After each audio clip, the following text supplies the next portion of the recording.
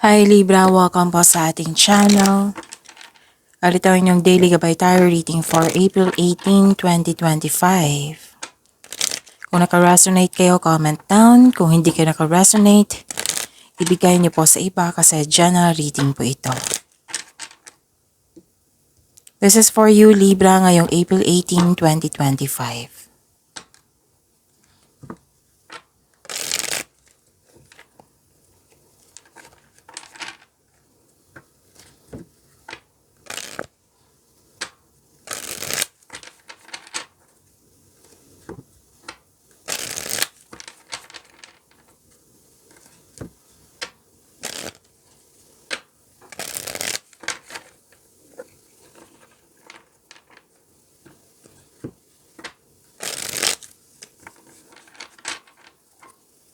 Para po ito sa inyo Libra ngayong April 18, 2025.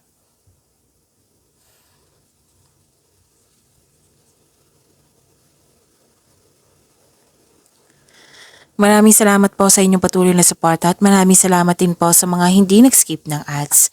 Gamitin ang reading na ito bilang gabay lamang. Sa mga hindi pa nag-subscribe, subscribe na po kayo at click bell notification para malaman nyo na may bago tayong video.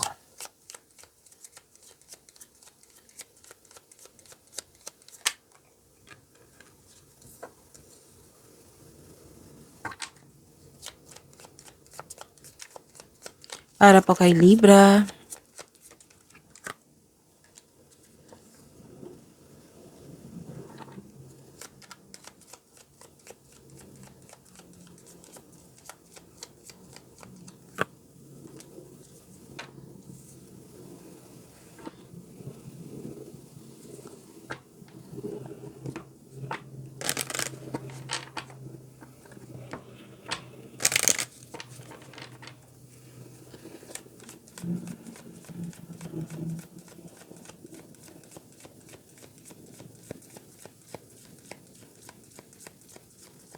Spirits, Guide Angels, Archangels, Guardian Angels, message pa para kay Libra. Ngayong April 18, 2025, I need 2 cards po.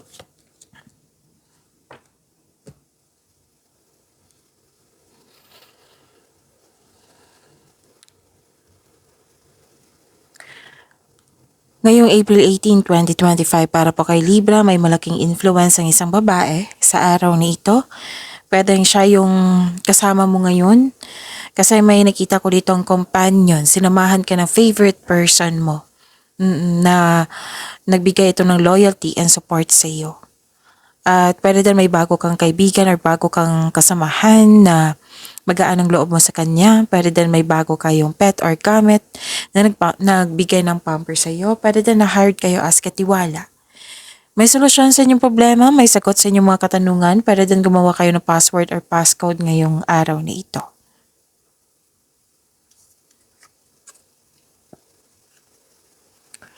Message for you from Archangel Raziel. I am helping your spiritual side to awaken fully so you can clearly see heavenly love. And sabi po ni Archangel Jophiel, kailangan po ng mahabang pasensya. Your dreams are blooming more rapidly than you realize. Still, they need nurturing and patience.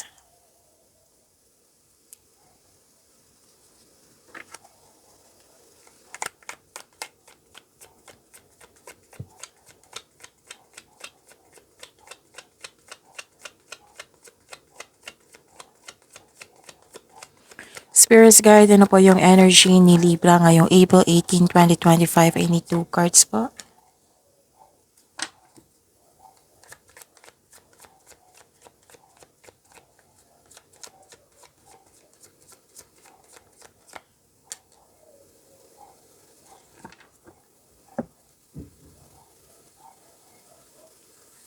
Kung may narinig kayo or may nakita kayong repeating message, like for example, nanood kayo ng April 17 and April 18 video reading nyo, Libra, at may napansin kayong repeating message, yan po yung pinupush ng cards nyo na kailangan nyo bigyan ng atensyon, solusyon at aksyon. So, ano yung energy ni Libra?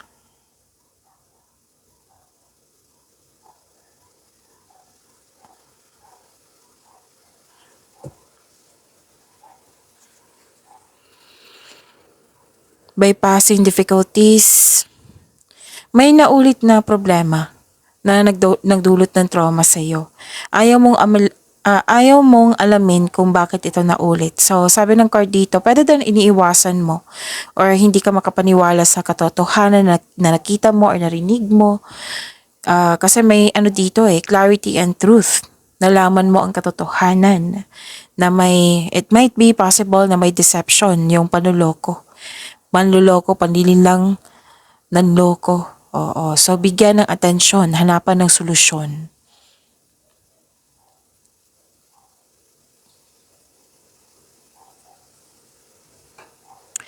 At nalungkot ka sa mga nangyari, lalo na itong deception na ito, panlilinlang, nanloko, manluloko, na nalaman mo. Pwedeng naalala mo to sa nangyari sa nakaraan, pwedeng nangyari ito ngayon.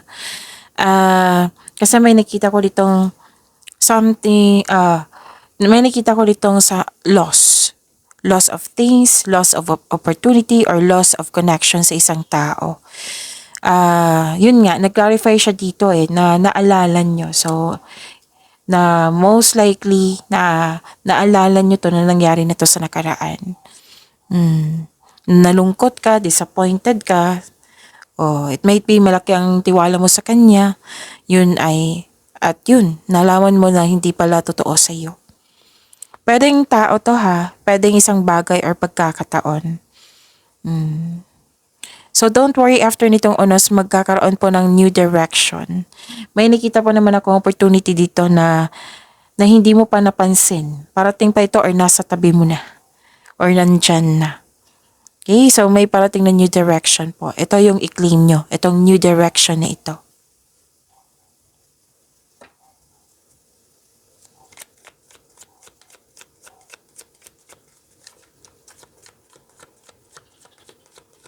Career and money po ni Libra ngayong April 18, 2025.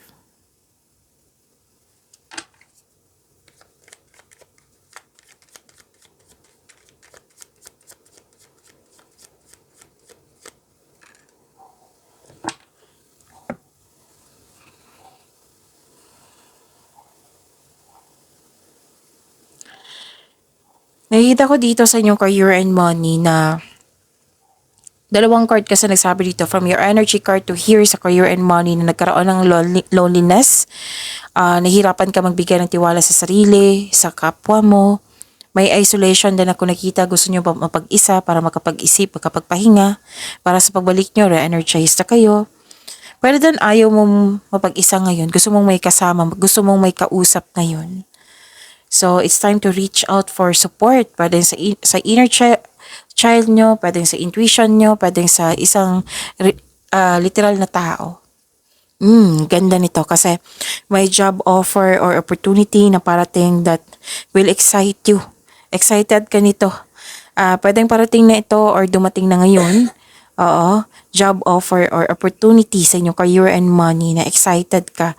Kasi alam na alam mo kung ano yung gawin sa in-offer sa iyo kasi naka-align to sa passion mo. And please expect na magiging busy kayo ngayon. At ang sabi ng card dito, this card asks you to prioritize your task na may time management. Just make sure you can deliver on your promises. So, time management ay kailangan dito. At may parating po na good news. I-claim niyo po itong good news na ito, Libra.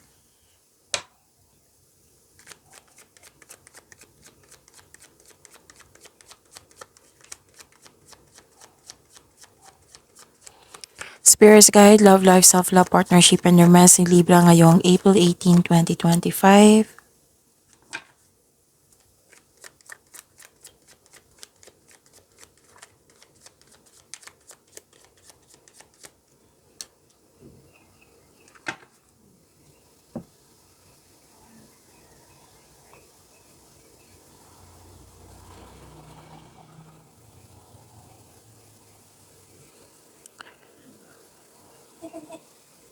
Okay.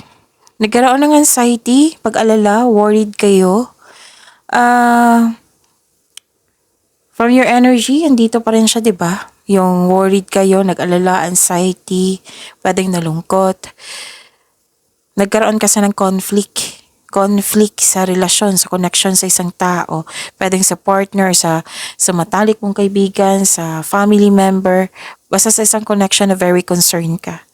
So, nagkaroon ng conflict whether single ka man sa mga relasyon, sa buhay mag-asawa. Ang nakikita kong dito, sagot sa inyong sa inyong card na sabi dito, this card tells you the communication is the key. Oo. Magkakaayos kayo kung magkakaroon ng pag-uusap ng mahinahon. Okay, magawa po daw kayo ng move or schedule na mag-usap kayo ng mahinahon. So this card tells you to make change. Ito yung communication is the key na changes na sinabi ng card niyo po. And itong pangyayaring ito ay pansamantala lamang at lilipas din po ito.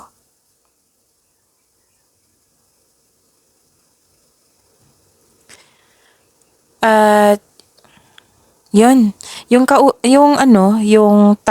na concern mo, na enlighten na siya, nagbago na siya. Yung taong nanloko sa iyo, sabi dito na na-enlighten, na-realize na niya guilty siya. Pero wala pa ako nakikitang action dito. It might be kayo ang gagawa ng action para mag-usap kayo. So yun, dalawang card na po nagsabi dito, hindi mo kayang mag-isa o akuhin lahat. Pwedeng responsibilidad po ito or trabaho. Okay? So, pag-imanin niyo po yung blessings na binigay sa inyo, Libra. See you po tomorrow.